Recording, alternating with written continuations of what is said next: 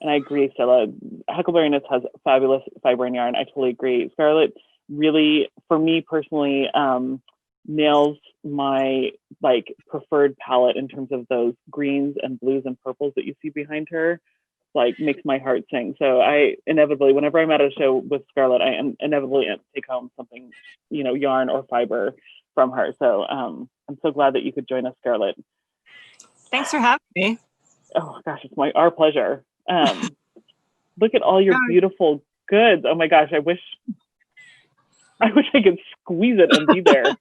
I was so nostalgic putting up my booth. Something about the sun. It was sunny on Friday when I was setting up in my backyard, and my husband had just cut the grass and the sun was shining on it and making everything just smell. It just smelled, in combination with the wool, it just smelled like Oregon flock and fiber. It was just, wow. It made me so nostalgic and made me so hopeful that someday we'll be back all together.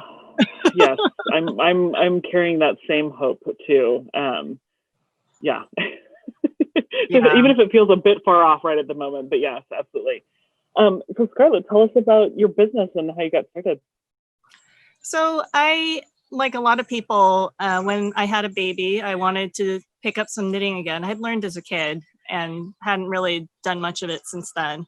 And then I had a baby and I thought, oh, it would be fun to make him something. So I went into a yarn store, a local yarn shop, and I thought, wow, this doesn't look like the big box stores that we used to shop in when I was a kid. There were hand-dyed yarns. I saw Malabrigo and I thought, wow, I need to have some of this in my life. And then I was part of a parenting board, and there was a group buy happening for dyes. And I thought, oh, well, I can always just get a few and just try it out. And that's how it all started. I ended up dyeing more yarn than I could use myself. So I started selling it, and it just kind of grew from there. I think that's a common story that I know, right? Among a lot of, yes. Yeah. And so what's your inspiration? You have a very distinctive color palette that you tend to dye, but what's your inspiration, and how do you choose sort of your dye technique and your bases? So with my bases, I choose the ones that I want to work with. So I like the really soft, cuddly yarns, of course. Anything with silk, I'm kind of a sucker for sure. But then I also really love the more rustic wools. When I was starting to dye, it was most of my audience was other parents who were knitting for their kids and for cloth diapering purposes mostly. So everyone wanted untreated wools. They wanted, preferably, they were really kind of environmentally oriented, so they really wanted American wool. And so that's still my first love, I would say. Anytime I can find an all-American wool, I always want to try it out, and I try to carry as much as I can too. So I've got DK. There's a new Rambouillet worsted that I'm carrying that I absolutely love. It's totally squishy and just the perfect true worsted weight. And then there's, let's see, what else do I have? Then there's Targhee and sock that I've also carried at other times in the past. But I'd say probably the DK and the Rambouillet are my current favorites. Yeah, they sound delicious. Yeah. And what about your inspiration for your dye palette and your dye techniques? I really look a lot to nature. So my kid always jokes that he could name every single one of my colorways rainbow or sunset at night or sunset by the ocean. So I do definitely gravitate towards those bright colors, as you can see. And so, yeah, definitely nature, just looking at the interplay of color there. And then also probably a lot of inspiration comes from pop culture. Like I'm pretty much a nerd in a lot of things. So there's a lot of inspiration to be found in my favorite books and favorite stories. Absolutely. Yeah. I've always appreciated, the jewel tones that you do, and just kind of the rich, like I said, green is my favorite color. So you have some incredible, like emerald greens that I've always appreciated. So, I can never resist. Right. For sure. Definitely greens, blues, purples, those cool tones are, I could dye those every day, all day for the rest of my life and be totally happy. But I understand that other people might want to use other colors once in a while. Right. We do have to try and think of other people sometimes, don't we? Right. It's only fair to them, right? Exactly. And so we can see just the top little bit of this gorgeous sweater that you're wearing. What do you have on? I'll stand up a little bit. This is Soldotner. Oh yeah. So it's so with this, it's a DK weight, and then I had a gradient that I wanted to use, and I was going to use it in the color or in the yoke, and then I thought, oh, I could just use it in the body. So that's what this is. So it just starts right up here at right underneath the neckband, and then you do the yoke in other colors, and then I picked up the gradient back down here, and I finished with this purple. Yeah. So that was it's a really great top for right now. It's kind of that transitional weather. Right now it's high 50s and so low 60s. So it's a great top to be wearing right now. Absolutely. And so what's your preferred thing to knit? Is it sweaters or something else? Well, sweaters are a little bit frustrating when you get to the end and they don't really fit the way you hope they would. So shawls are kind of my comfort knitting, I would say. They are always the right size. They are fairly low commitment, so you can get it done in a reasonable amount of time and you don't have to knit sleeves. Yeah, that's true. But I do right now, the thing that I have on my needles is a sweater, so it's definitely sweater weather around here. So yeah. So what are you knitting right now? I'm knitting the minimalist cable sweater by Karina Spencer. Yeah, so it comes in both a cropped length and a full length. So right now I just kind of want a little bit of instant gratification, so I'm knitting the cropped version, but I would like to knit a full length version at some point too. Yeah, crop sweaters are very much having a moment right now. So, and it is kind of nice as the knitter to be able to just be done at that shorter length. Exactly. Yeah, both in terms of time and budget. It's kind of a nice moment right now. Yeah. I don't want to overlook the fact that you dye an incredible array of fiber, and you can see it behind you. What kind of bases do you have in terms of your top that you're dyeing? I have a Targhee silk that's custom blended for me. So it's made by it's done by a local mill for me. So the current batch I have right now is some of that American sourced fiber. It's Targhee, and then I have a little bit of superwash Targhee too that's blended in just to give the fiber a little bit more depth. And then I finish it off with 20% silk. So it tames that bounce in the Targhee a little bit. And, silk can never really go wrong with a little bit of silk. So that's my custom fiber that I use the most. And then I have a merino cashmere nylon blend that's just buttery soft and just like a cloud. And then there's another variant of it that has a little bit of sparkle.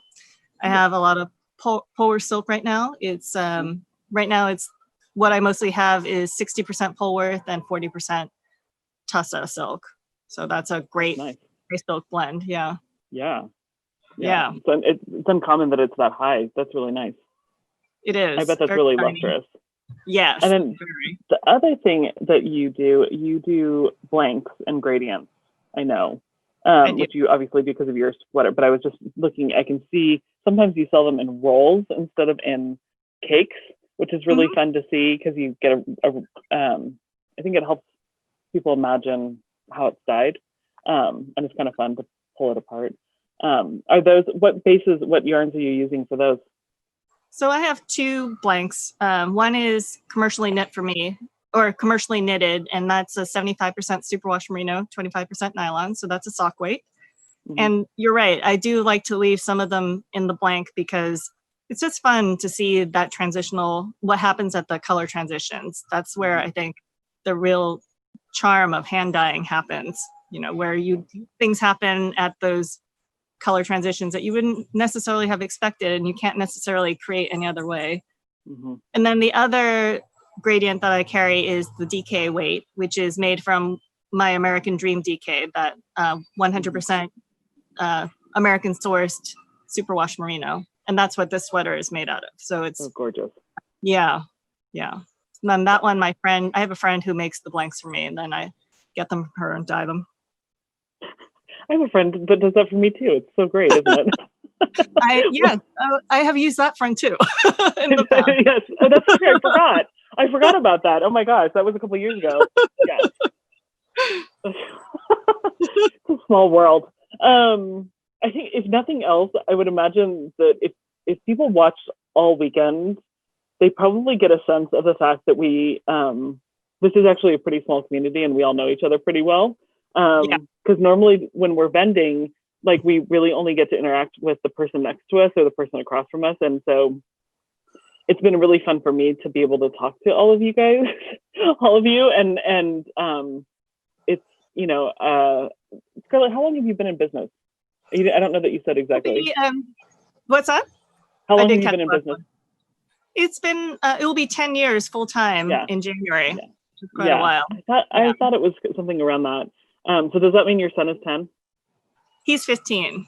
Oh, he's 15. Yeah. So I started. You didn't necessarily start. That's right. So you just started knitting when he was a baby. Okay. Right. Yes, my son is 11. I had a day job, and it ended up. I just really wanted to be following the dyeing business, so that's what I ended up doing. That's amazing. Yeah. So you had just said something, and I was gonna. Well, I was gonna say that, like, those of us who have been around for quite a few years, we have gotten to know each other over time, and so it's kind of fun to be able to have the opportunity to actually talk to each other instead of, you know, sort of wave at each other as we're setting up or breaking down. So, or going to the bath, you know, on your way as you're like getting food or going to the bathroom. That's oftentimes the only way we see each other. Exactly. Yeah.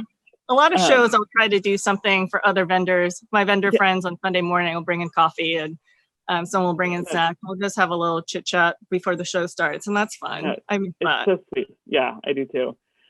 So where can people find you? I know that you have a website, and I know you're on social media, but how about you tell us how do people buy your lovely wares, and where do they see you? So my main cart is at huckleberryknits.com.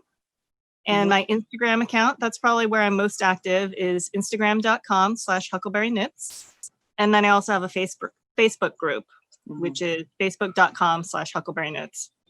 That's wonderful. And so Rigel's on it. She already posted both a link to your webpage and also to Instagram. It's great. It's like having magic elves on the computer. I know. He should come work for me. I've got some. I know, right? Other magic that needs to happen around here. I know. I could use that kind of magic too on my daily basis. I just also wanted to say that Lizette said hi, that she's your neighbor at Off. And also Rigel said that your top colors are super representative of your colorways, and that she loves your top. Yeah, which I agree. It's in terms of all those greens, blues, and purples. Yes. Yeah, absolutely. Do you have any other? I always have to remember that when I'm making samples for my booth or things that I might put into my booth, I have to knit something other than blue or purple or green. Yeah. It's a terrible habit. I know. I fall into that trap sometimes too. I'm just like, okay, what color haven't I used yet? Exactly. Start All right, there. fine. I'll knit something yellow. Right. If I must. Exactly. No. All colors are good colors. It's just, you know. It's what you want to wear. Favorites. That's different, yeah.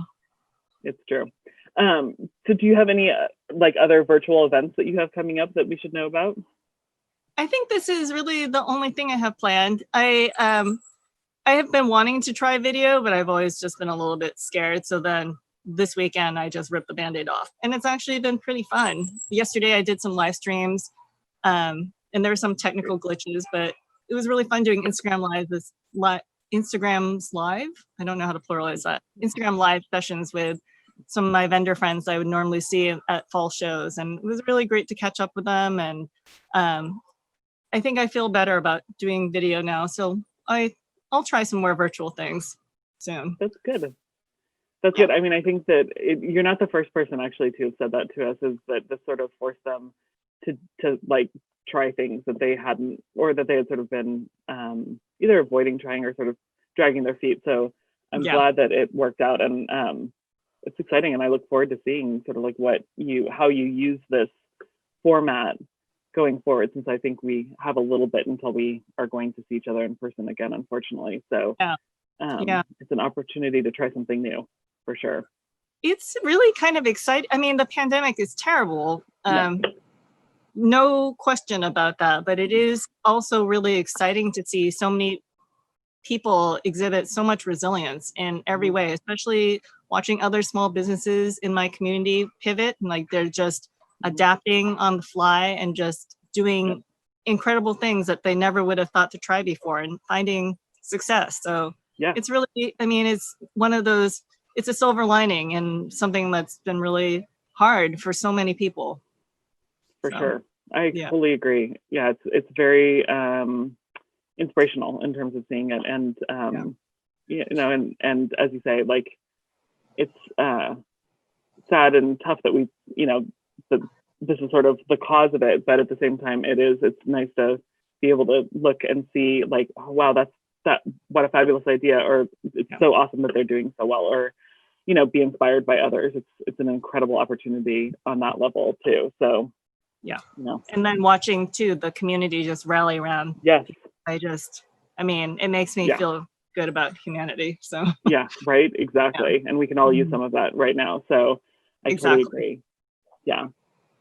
Thank you so much for spending this time with us. I really appreciate it. And I appreciate you closing us out on this, you know, our sort of last day of virtual Lambtown. Though again, you know, in terms of opportunities, like, just because we are wrapping up what is the official Lambtown weekend, all of the vendor portals on the app are going to stay live. And so it's just, you know, it's a really neat opportunity to continue to be able to interact with you and the other vendors that participated this year. And so all of that doesn't go away. And all of these videos are going to stay too. They'll get put up on the individual vendor profiles. So it's going to be exciting to see how that works going forward, since it's all new. I just wanted to say that Robin is saying that you have gorgeous yarn. So which is always nice to hear, right? And, you know, again, like I said, thank you so much. Really appreciate it. Appreciate you joining us this virtual Lambtown, and hopefully I get to see you again soon. Yeah, I hope so too. Thanks so much. I really appreciate all the organizers and the incredible job they've done making this happen. I mean, it's been great. Good. I'm really glad to hear that. It makes me happy too. Thank you so much, Scarlett. I really appreciate it. Yeah. No problem. Bye-bye. Thank you.